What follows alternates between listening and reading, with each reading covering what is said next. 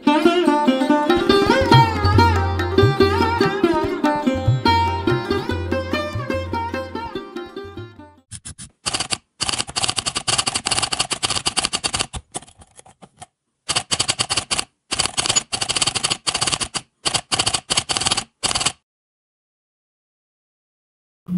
স্বরূপ, মুক্তি স্বরূপ, আনন্দ স্বরূপ পরম দয়াল শ্রী শ্রী ঠাকুরের চরণ তটলিতে আমার শ্রদ্ধা ও শ্রদ্ধোদ্দীপ্ত প্রণাম। চিরকমলিনী শান্তিদায়িনী বিশ্বজননী শ্রী শ্রী বড়মার শ্রীচরণে আমার প্রণাম। পরম পূজ্য শ্রী শ্রী বরদা, শ্রী শ্রী আচার্যদেব, শ্রী শ্রী অবিন দাদার শ্রীচরণেও আমার হৃদয় নির্গ্রাম প্রণাম এবং তৎসহ ইষ্ট পরিবারের প্রত্যেকের রাতুল শ্রীচরণ পাদপদ্মে আমার শ্রদ্ধা এবং শ্রদ্ধোদ্দীপ্ত প্রণাম। স্বতন্ত্র আত্ম উপলব্ধি, স্বতন্ত্র আত্মনিয়ন্ত্রণ এবং মানব দীক্ষা জীবন সার্থক করার উদ্দেশ্যে এই জাগরণী ভার্চুয়াল সৎসঙ্গে উপস্থিত ভক্তমণ্ডলী, সাধু সজ্জন, শ্রদ্ধালু, সৎ দীক্ষাদাতা কর্মী এবং অন্যান্য পবিত্র পুত পাঞ্জাধারী কর্মী সকলের জন্য আমার প্রণাম এবং শুভ সন্দীপ্ত জয়গুরু। আর যার কথা না বললে নয়, আমার যিনি আমাকে আহ্বান করে আদর করে তিনি আমাকে এই ঠাকুরের কথা বলার সুযোগ দিয়েছেন, সকলের পরিচিত, সকলের শ্রদ্ধাভাজন সেই শ্রদ্ধাস্পদ মান্যবর সেই অপরেশ নন্দী দাদা, এবং আজকে সঞ্চালনা মনে উনিই করছেন। নাম ছিল দুর্গা বসাক মায়ের, সঞ্চালনা মনে হচ্ছে উনিই করছেন, এটাই বুঝলাম কথাতে। তাই সেই দাদার প্রতি আমার বিশেষভাবে আমার শ্রদ্ধা, আনতি সম্পন্ন ভক্তি। আজ থেকে বেশ 3 মাস আগে এক জায়গাতে আমি যাজন করার সুযোগ পেয়েছিলাম। আমি কমই করি, আমাকে লোকেরা কমই ডাকে, আমি ভালো বলতে পারি না, একজন সাধারণ সৎসঙ্গী। তো সেইখানে যাজন করার পর এই অপরেশ দাদাকে এই কিছু মানে শেষে কিছু বলার জন্য বলা হয়েছিল। তখন আমার পরিষ্কার সে দাদার লাইনটা মনে আছে। দাদা বলছিলেন, আপনার যাজন খুব ভালো লেগেছে, আমি আমাদের জাগরণী মঞ্চে আপনাকে একবার আলোচনা করার জন্য অনুরোধ করব। আমি স্বতঃস্ফূর্ত হয়ে তখন বলেছিলাম, দাদা অবশ্যই, আমি তো সদা তৈরি, আমাকে ডাকলেই আমি রাজি। দেখতে দেখতে 3 মাস বিতে গেল। অনেকবার মনে ভাবছিলাম অপরেশ নন্দীদা তখন তো বললেন, পরে হয়তো আমার কথা ভুলে গেলেন। যাই হোক, 2-3 দিন আগে ওনার ডাক এলো, খুব ভালো লাগলো, ভীষণ ভালো লাগলো। যখন মনের ইচ্ছা হয়, প্রভু সেই মনের ইচ্ছাটা পূর্ণ করে। দাদা যদি না বলতেন হয়তো আমার মনের ইচ্ছাটা হতো না। দাদা বলেছিলেন বলে আমার মনের ইচ্ছাটা হয়েছিল। এর আগে একবার দুবার আমি যুক্ত হয়েছিলাম, যদি দাদা আমাকে চিনে যান, দেখলাম না। যাই হোক, আজ সে সুযোগ, পরম দয়ালের ইচ্ছা পেলাম। আমার বাড়ির মা, অনেকেই চেনেন এই লিঙ্কে, অনেক পরিচিত, আমার অনেক পরিচিত এই লিঙ্কে, আমাদেরও তারা চেনেন। আমার বাড়ির মা আমার ফোন দিয়ে সমস্ত কানেক্ট করে, যেখানে যা বলে, যেখানে বলার সুযোগ পান মা তো বলতেই থাকে। সপ্তাহে 10টা 11টা 12টা অব্দি বলা হয়েছে মায়ের। তো আমার কাছে ফোন আসে, এখন বাড়ির মায়ের কথা বলে, মা একটু আলোচনা করে দেবেন। আর আমি অপেক্ষা থাকতাম, কেউ কি এক কথা বলবে না যে আপনি আলোচনা করবেন না, মা না। মনে মধ্যে ইচ্ছা তো হতো ঠাকুরের কথা বলবো, পরিচিত ছিলাম না, কেউ জানতো না, চিনতো না, কেউ ডাকতো না, দিত না। হঠাৎ একদিন ফোন এলো একজন দাদার, আমি তাকে বললাম, হ্যাঁ বলেন, মায়ের যাজন কবে? আমি বলতে একটা মেশিন মতো হয়ে গেছিলাম, যেন যাজন করা মানে মাকে ডাকছে, আমাকে তো কেউ ডাকে না। তো সেই দাদাটি বললেন, মধ্যপ্রদেশের ইন্দোর কথা বলছি।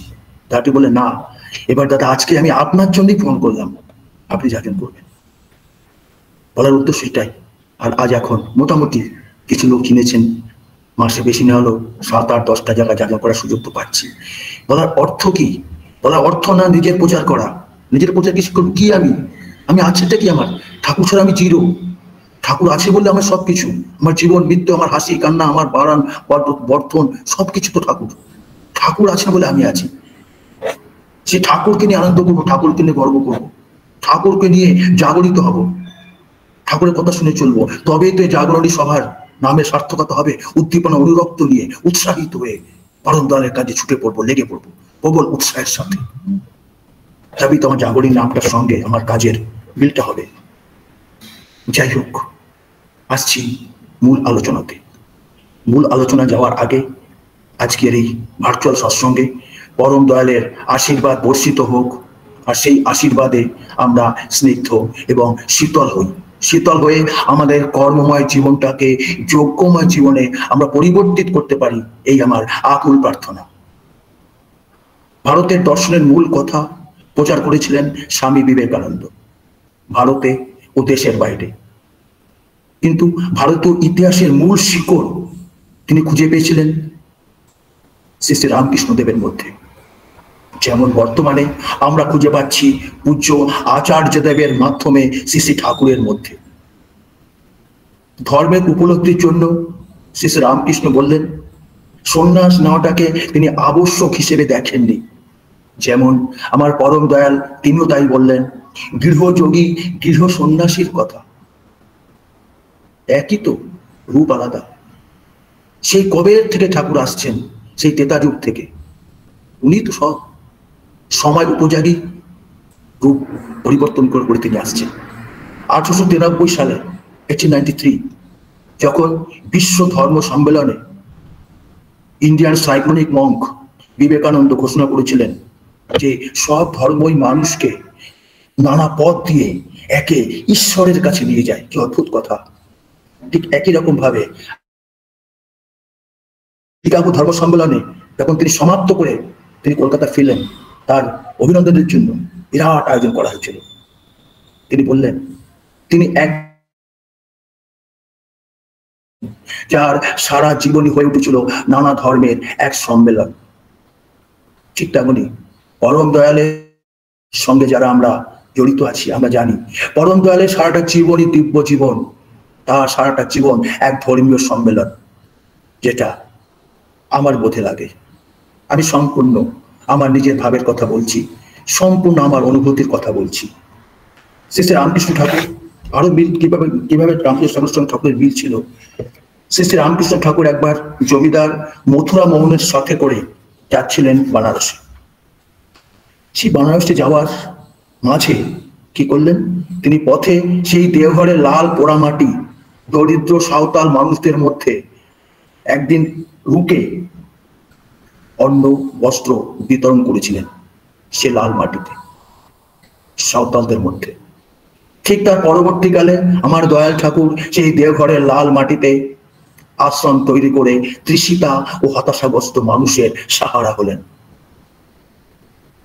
শ্রী শ্রী রামকৃষ্ণ ঠাকুর এবং দয়াল ঠাকুর উভয় বললেন, ত্যাগের দ্বারা অমৃত সাধনা লাভ করা যায়। স্বার্থপর সাধনা থেকে দূরে থেকে সেবাদর্শের সাধনার কথা বললেন। তিনি বললেন প্রতিটি মানুষ, প্রকৃতি, পরিবেশ সব যেন ভালো থাকে এবং এই প্রবণতায় প্রভু প্রেমে যদি আকৃষ্ট হয়, আসলে কিন্তু প্রকারান্তরে আমার নিজেরই মঙ্গল। পরম দয়াল বললেন, অপরের মঙ্গল কামনায় নিজ মঙ্গলের প্রসূতি। আমরা জানি সাধনা দুই রকমের হয়, একটা ব্যক্তিগত সাধনা আর একটা সময়গত সাধনা। সকলেই জানি ব্যক্তিগত অর্থাৎ আমি ঠিক সকালে উঠে নাম ধাম করলাম, ইষ্টভীতি করলাম, ঠাকুরের নির্দেশ এককভাবে ফ্যামিলির মধ্যে যেটুকু পারলাম স্ত্রী কন্যার মধ্যে নিয়ে চললাম, এটা হচ্ছে ব্যক্তিগত সাধনা। আর সময়গত সাধনা আপনার সকলেই জানেন, আপনার জ্ঞানী মানুষ, সকলে মিলে মন্দির তৈরি করা, মন্দিরে সৎসঙ্গে যাওয়া, সর্বোপরি এখন যে সমবেতার প্রার্থনার সুযোগ পেয়েছি আমরা, সেই ডিপিওয়ার করা যৌথভাবে সকলকে নিয়ে, কাউকে ছেড়ে না দিয়ে। পরম দয়ালের যে প্রতিষ্ঠান, সৎসঙ্গ প্রতিষ্ঠান, ভালোবাসার প্রতিষ্ঠান, প্রেমের প্রতিষ্ঠান, কাউকে ত্যাগ না করার প্রতিষ্ঠান, সকলের পাশে দাঁড়ানোর প্রতিষ্ঠান, অপরের বিপদকে নিজের বিপদ মনে করে তাদের পাশে গিয়ে যথাসম্ভব সাহায্য করার প্রতিষ্ঠান। ধরা বচা সরা কাউকে ছেড়ে দেওয়া যায় না, এমনই এক প্রেমের কথা আমার পরম দয়াল বললেন। এসব কথা কোনো নূতন নয়, সবই পুরনো, সবাই জানেন, সবাই সবার মতো ভাব দিয়ে বলেন। আমি আমার মতো ভাব দিয়ে বলছি, আপনারা আপনার মতো ভাব দিয়ে বলেন। কিন্তু আমি বলি আর আপনারা বলেন, বা আমি শুনি বা আপনারা শোনেন, আসল কথা কি জানেন? এই সৎসঙ্গ মানে এটা নয় হই হল্লোল করে একটু গান বাজনা করলাম, প্রসাদ খেলাম, বাস বাড়ি গিয়ে সব যেমন ছিল তেমনই হলাম, তা নয়। এই এক একটা সৎসঙ্গে যুক্ত হয়ে, সেটা ভার্চুয়াল হোক আর ফিজিক্যাল হোক, আমি মনে করি এক একটা সৎসঙ্গ যখন শেষ হবে, যখন আমি বাড়ির দিকে প্রস্তাবন বাড়ির দিকে প্রস্তাবন করবো, যখন বাড়ি ফিরতে চলবো তখন একটা সংকল্প নিয়ে চলবো। তাই আজকের এই সৎসঙ্গে আমি এই সংকল্প নিলাম, আমি এই কাজটা আজকের থেকে একেবারে সুন্দরভাবে নিপুণভাবে আমি করব। আজ সেই লকডাউন থেকে কতদিন অনলাইন সৎসঙ্গ হচ্ছে, একবার ভেবে দেখি তো, যদি রোজ একটা করে সংকল্প করতাম, আমরা কেমন সুন্দর সৎসঙ্গী হয়ে তৈরি হতাম, যেখানে ভেদ থাকবে না, বিভেদ থাকবে না, শুধু ভালোবাসা প্রেম এই থাকবে। কই সেটা আমরা করলাম কি, করছি কি? আমার মনে হয় এসব ব্যাপারে আজ সময় এসেছে চিন্তা করার কথা। আজ যুদ্ধ যুদ্ধ করে সকলে মেতে উঠেছে, অশান্ত পরিবেশ, মানুষ ফ্রাস্ট্রেশন, মানুষ হতাশায় ভুগছে। কিছু যান্ত্রিক কথা, হ্যালো হাই গুড মর্নিং, এই সমস্ত যান্ত্রিক কথা দিয়ে তারা দেখাতে চাইছে যে আমরা কত সুখী আছি। আসলে তা কিন্তু নয়, আমরা সুখী আছি, একদম সুখী আছি আমরা। কেন? আমার মাথার উপর যে আমার অভিভাবক আছেন, আমার মাথার উপর যে বর্তমান প্রফেসর আচার্যদেব আছেন, যিনি আমার জীবনের প্রথম শিক্ষক, যিনি আমার জীবনের বর্তমান প্রধান শিক্ষক, যিনি ঠাকুরের কথা তার মাধ্যমে আমরা পাচ্ছি। যদি সেটাই আমরা করলাম না, তাহলে বাবা তো তমসাচ্ছন্ন রয়ে যাবে। জীবন আমার পঙ্কিল পাপের মধ্যে দিয়ে ঢুকতে ঢুকতে এমন একটা স্থানে এসে পৌঁছবো যেখানে আমি বাঁচার আশা উৎসাহ সব ত্যাগ করে দেব। তারই কারণ দেখছি আজ বড় বড় স্কলার, বড় বড় ব্রিলিয়ান্ট স্টুডেন্ট নিজের ভারসাম্য বজায় না রাখতে পেরে নিজের জীবনটাকে তারা শেষ করে দিচ্ছে, আগুন জ্বালিয়ে তারা আহুতি দিচ্ছে। আমার পরম দয়ালের কাছে এসে আমরা শিখলাম কিভাবে মানুষ হওয়া যায়, কিভাবে মানুষ হতে হয়, কিভাবে লোককে নিয়ে চলতে হয়। তার পরম দয়ালের দয়ার কথা অপরিসীম, কথা অপরিসীম। আমার বর্তমান পূজ্য আচার্যদের কি বলছেন, তিনি সবসময় একটা কথা বলেন, যেখানে যাবেন শুধু ঠাকুরের দয়ার কথা বলবেন। ঠাকুরকে ধরে কি লাভ হলো, ঠাকুর আমার জীবনে কি দয়ার সৃষ্টি করলেন, সেই কথাই তুলে ধরা। যদি এখন আমি আমার নিজের জীবনে নিজের পরিবারে ঠাকুরের দয়ার কথা বলি, তখন এই যে সমস্ত দাদা আছেন, আমার ইরানি মন্ডল মা, মনোরমা সাহা মা, সন্ধ্যা ঘোষ মা, যারা যারা আছেন, সাধন মজুমদার দাদা, সকলের কথা বলছি, তারা কি ভাববেন, ওই দেখো একটা মানুষ এই ঠাকুরের কথা বলছেন, নিজের প্রচার করছে। তাই আমি আমার পরিবারের কোনো কথা বলবো না, আমি অন্য লোকেদের সঙ্গে ঘটা যা আমি জেনেছি, পড়েছি, দেখেছি, সেই দয়ার দু একটা ঘটনা নির্দিষ্ট সময়ের মধ্যে আমি বলার চেষ্টা করছি। আগেই বলি, আমি অবোধ, আমি অজ্ঞানী, আমার ভাষা নেই, বোধ নেই, শব্দ নেই, আমি জানি না কিছু। আমি একটা জিনিস জানি, এই সৎনাম গ্রহণ করে নাম ধ্যান এবং ইষ্টভূতির মাধ্যমে যদি আমি ঠাকুরের ছন্দানুবর্তিতে আচার্য মনজ্ঞশীল হয়ে মুক্তির নর্তন ছন্দে আমি মেতে না উঠতে পারি, আমার এই সৎসঙ্গ জীবন বৃথা। কিছু নেই আমার জীবনে, গান আছে আর কেউ নাই, কিছু নেই, তুমি আর আমি, আর কিছু নেই, শুধু ঠাকুর আর ঠাকুরের বার্তা আর ঠাকুরের আদেশ আর ঠাকুরের কথা পালন করা, চরিত্রায়ন করা। এসব কথা আমরা সকলেই জানি। আমার আলোচনা অনেকেই শুনেছেন, এই লিঙ্কে অন্য কোনো জায়গাতে আলোচনা করেছে, সেখানে শুনেছেন, অনেক পরিচিত লোক দেখছি। কোথায় কি বলি জানি না, যখন যেটা ঠাকুর বলার তাই বলি। রবীন্দ্র ভাবছি কি বলবো। আসুন এবার কয়েক মুহূর্তের জন্য ঠাকুরের দয়ার কথা শোনার জন্য আপনাদের সকলকে নিয়ে চলি হিমায়তপুর আশ্রমে। আর তারই সাথে বলবো, এই সৎসঙ্গ সমাপ্তে বাড়িতে বসে যখন সময় পাবেন, আমরা সকলেই জানি আজ বাংলাদেশের কি নিদারুণ পরিস্থিতি। আমার কত গুরু ভাই কত কষ্ট পাচ্ছে ওখানে আজকে, যা দেখছি খবরে, জানি না কার পরে কি অত্যাচার হচ্ছে। আমরা সকলে মিলে পরম দয়ালের কাছে প্রার্থনা জানাবো, হে প্রভু তুমি সব পাও, এই বিদ্রোহীদের মনে তুমি শান্তি এনে দাও, বিদ্রোহীদের মনে তুমি প্রেম এনে দাও, যারা হিন্দু মুসলমান কিছু না, যারা মানুষ ধর্মকে বিশ্বাস করে ঠাকুরের কথা মতো চলতে পারে। এই প্রার্থনা সবাই রাখবেন। আমি সকালে আজ প্রার্থনা করেছি, তাদের উদ্দেশ্যে আমি প্রণামী নিবেদন করেছি। হে প্রভু আমার গুরু ভাই গুরু মাদের দেখো, অন্যান্য সকলকে দেখো, এক নিদারুণ পরিস্থিতি। আসছি সেরকম এক দয়ার কথা, পরম দয়ালের দয়ার কথা। আজ থেকে অনেকদিন আগের কথা।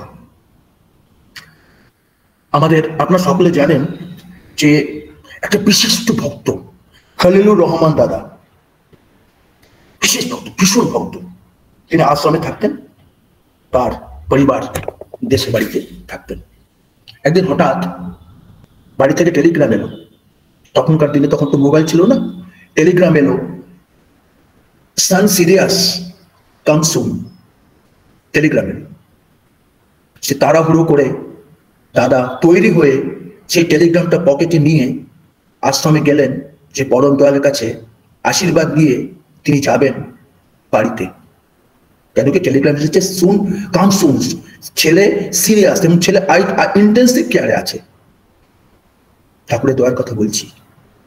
যেই ঠাকুরের কাছে গেলেন, ঠাকুর প্রণাম করে তিনি বলতে যাবেন, আগে আমি এরকম ব্যাপার আমি যেতে চাই, তার বলার আগে ঠাকুর বললেন, এই যে খলিলুর রহমান দাদা আপনি এসছেন, আমি আপনার কথাই ভাবছিলাম, আপনার জন্য একটা বিশেষ কাজ আছে। হয়তো এই ঘটনাটা আপনারা অন্য কোথাও জেনেছেন বা আমার মুখ থেকে আগেও কোথাও শুনেছেন, তবু আমি আমার মতো করে আবার বলছি। বলছেন আপনি এক্ষুনি আপনাকে 3-4 দিনের জন্য এমন এক জায়গায় যেতে হবে ইষ্টকর্মে। তিনি একটু বলতে যাচ্ছিলেন হিচকিচ করে, একটু হেজিটেট করে, বলবো কি বলবো না। ঠাকুর তার মনের কথা বুঝে গেলেন, বলছে না না আপনি দেরি করবেন না, আমি কোনো কথা শুনতে চাই না, আপনাকে এই মুহূর্তে যেতে হবে ইষ্টকর্মে। ঠাকুরের আদেশ। আর কি বলবেন, উনি ভক্ত, প্রচন্ড ভালো ভক্ত ছিলেন, ভীষণ ভালো ভক্ত ছিলেন। এবার আরো অনেক ঘটনা আমার জানা আছে।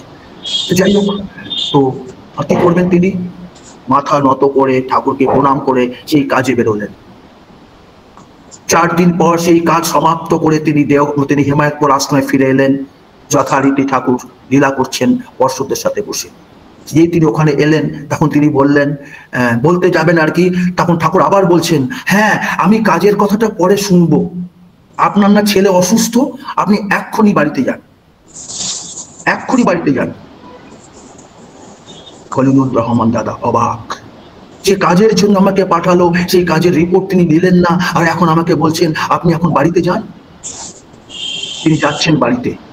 সারাটা রাস্তায় ভাবতে ভাবতে যাচ্ছেন, আমি বাড়িতে স্ত্রীর সামনে কি মুখে দাঁড়াবো, আমি জানি না আমার সন্তানটা আজ জীবিত আছে কিনা। চিন্তা করতে করতে, দ্বিধা করতে করতে, হেজিটেট করতে করতে তিনি যাচ্ছেন। যেতে যেতে ঠিক তার বাড়ির গেট, বাড়িতে ঢোকার আগে একটা খেলার মাঠ পড়ে।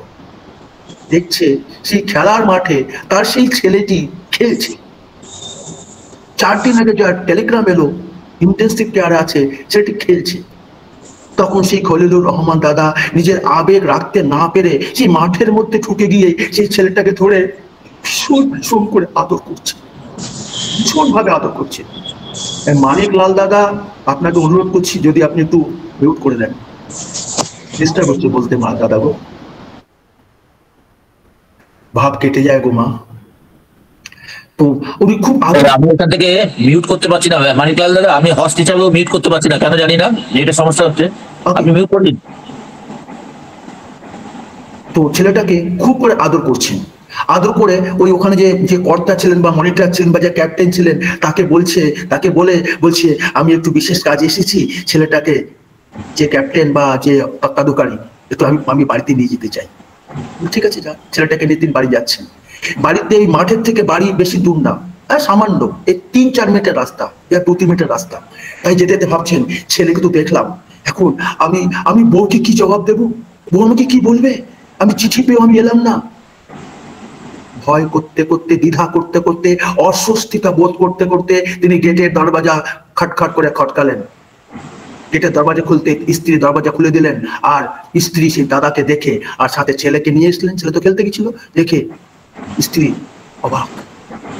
যথাযথ ভাবে স্ত্রী দাদাকে প্রণাম করলেন, এতদিন পরে এলেন। প্রণাম করার পর স্ত্রী কি বলছে, আমার ঠাকুরের দয়া দেখুন, আমরা মানি না, আমরা বিশ্বাস করি না, আমরা যখন আমাদের কাজ হয় তখন ঠাকুর আমার খুব ভালো, যখন আমার ঠাকুরের কাজ হয় না তখন আমি খারাপ। এটা তো আমাদের ষষ্ঠীদের সবার একটা কথা, এটা দেখি আমি, সবারই একটা ভাব। বলছেন যে তুমি বোধহয় আমার টেলিগ্রামটা পাওনি। দেখেন পরম দয়ালের দয়া, তুমি বোধহয় আমার টেলিগ্রামটা পাওনি। ছেলে খুব অসুস্থ ছিল, ইন্টেন্সিভ কেয়ারে ছিল, কিন্তু সবই জানি, টেলিগ্রাম তো পেয়েছিলেন উনি। কিন্তু ঠাকুর সেখানেও তার স্ত্রীর মধ্যে এমন ভাব ঢুকিয়ে দিলেন, তিনি তাকে অবিশ্বাস করা বা তারপরে রাগ করা দূরের কথা, অভিমান কথা দূরের কথা, বলছেন তুমি টেলিগ্রাম পেলে আমার বিশ্বাস তুমি অবশ্যই আসতে। দাদা অস্থির হয়ে পড়লেন, আর থাকতে পারছেন না, কোন রকমের রাতটুকু কাটালেন, রাতের আহার গ্রহণ করলেন। পরদিন সকালে বলছেন আমাকে এখনই যেতে হবে। স্ত্রী বলছেন, ছেলেরা বলছে বাবা কালই তো তুমি এলে, দুদিন থেকে যাও না, আমার যে অনেক কাজ, আমাকে এখনই যেতে হবে। তিনি ছুটছেন, তিনি চলছেন দেওঘরের উদ্দেশ্যে, পৌঁছে গেলেন হিমায়তপুর আশ্রমের উদ্দেশ্যে। বারবার মাথার মধ্যে দেওঘরটা আসে। সেই হিমায়তপুর আশ্রমে ফিরে আসলেন। ফিরে আসার পর তিনি কাঁদতে কাঁদতে ঠাকুরের চরণে মাথা নত করে বলছেন, ঠাকুর আপনার কি লীলা, আপনি আমার ছেলেকে বাঁচালেন। ঠাকুর বলছেন প্রেমের সাথে, বলছেন দেখেন খলিলুর রহমান দাদা, আপনি যেদিন আমার কাছে এসেছিলেন আমি জানি আপনার পকেটে টেলিগ্রাম ছিল, আমি আপনাকে অন্য কাছে পাঠালাম, তখন আপনার খারাপ লেগেছিল। আমি কেন পাঠিয়েছিলাম শুনুন এবার। আপনার ছেলে যখন ইন্টেনসিভ কেয়ারে ছিল, তাই সে তো একদম মানে চলে যায়, তাকে তো পরম পিতা বাঁচিয়েছে, আমি থোড়ি বাঁচিয়েছি, বাঁচিয়েছেন পরম পিতা। তখন খলিলুর রহমান দাদা বলছেন আমি জানি না কে পরম পিতা, আমার কাছে আপনি পরম পিতা। ঠাকুর সবসময় বলতে সব পরম পিতা করেছে, তিনি নিজে থাকতেন তিন হয়ে সাধারণ ভাবে। আমি ঠাকুরের কাছে গেছি, ছোট ছিলাম যদিও, অনেক কিছু কিছু মনে আছে তার কথা, কিছু কিছু বাবার সঙ্গে যেতাম, তখন ছোট, খুব ছোট। যাই হোক, তো বলছেন আপনার ছেলের একটা ভিতরে একটা তীব্র ইচ্ছা ছিল যে বাবাকে আমি দেখবো, আমি বাবাকে না দেখা পর্যন্ত জীবন আমি ত্যাগ করবো না। যেতেন আপনার ছেলে আপনাকে দেখে নিত, হয়তো সেই দেখার পরে তাকে হয়তো আর বাঁচানো যেত না। তাই আমি আপনাকে অন্য কাজে নিয়োজিত করেছিলাম। ভালো থাকুন, এবার ইষ্টকর্মে লিপ্ত থাকুন। এই হচ্ছেন আমার পরম দয়ালের লীলার কথা, শেষ নেই। আর একটা কথা, জানি না আমার সময় শেষ হয়েছে কিনা, আর একটা ঘটনা ছোট্ট করে রেখে শেষ করব।